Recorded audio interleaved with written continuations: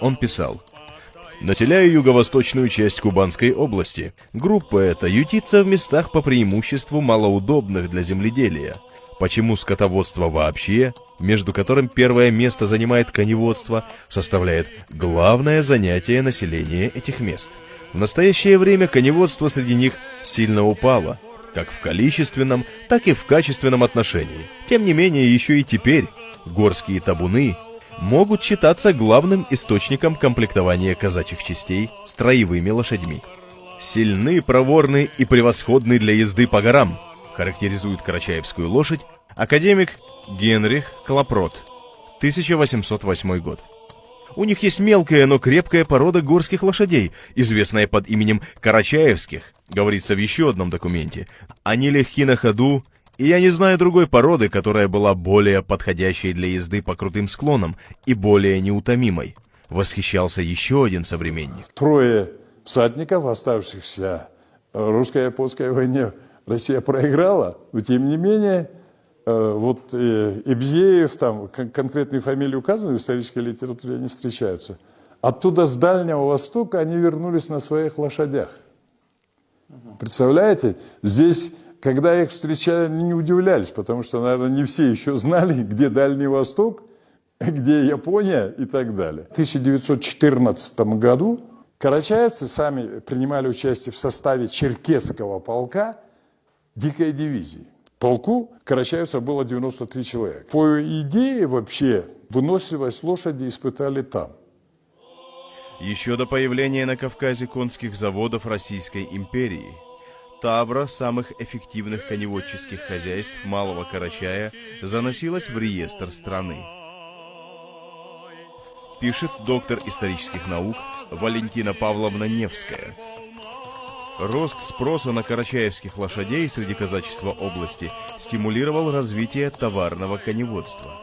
Лошади были невысокие, с небольшой, горбоносой и сухой головой, сухими ногами, хорошо очерченными сухожилиями и очень крепкими копытами. Последние свойства позволяли преодолевать большие расстояния по каменистым дорогам и совсем без дорог. Все эти качества были оценены казаками, охотно покупавшими карачаевских лошадей для походов и войн. В работе Бентковского «Список табуновладельцев Северного Кавказа, желающих состоять под покровительством Кавказского коннозаводского округа» упоминается Ажай Байчоров. Жеребцы у него были карачаевской, названы Байчоровской, Кабардинской, Атажукинской и Абазинской, то есть Лоовской породы. Кобылы все карачаевские. 60-е годы прошлого века. Пик, предшествовавший закату, казалось бы, нерушимой державы. С одной стороны, аббревиатура USSR вызывает трепетное уважение в любой стране мира, а с другой, некогда мощная держава рискует потерять лидерство в мировой гонке вооружения.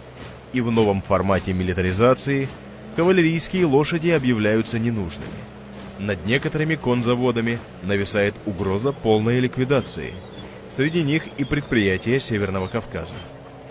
Дело в том, что тогда была кавалерия, что и определяло разведение и уважение к лошадям. Это была военная единица, и государство дорожило ими. А вот в 60-е годы 20 века Хрущев с высокой трибуны московской сказал: век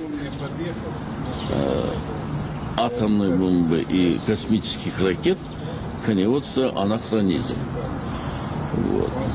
И все, лошадей начали сдавать на мясокомбинат. Мне рассказывал директор, председатель колхоза имени Красных партизан, директор Ставропольского конного завода. Мы, говорит, вынуждены были прятать, чтобы сохранить как-то породу. Вот с райкома приходят, гоните, сдавайте на мясокомбинат, а мы, говорит, вынуждены были прятать. Спасли и лошадей конзавода имени Сталина. Прятали, перегоняли в горы. Рискуя собой, карачаевцы укрывали конзаводских лошадей в частных подворьях. Сохранили в очередной раз. Карачаевская лошадь всю свою историю разделяла боль народа.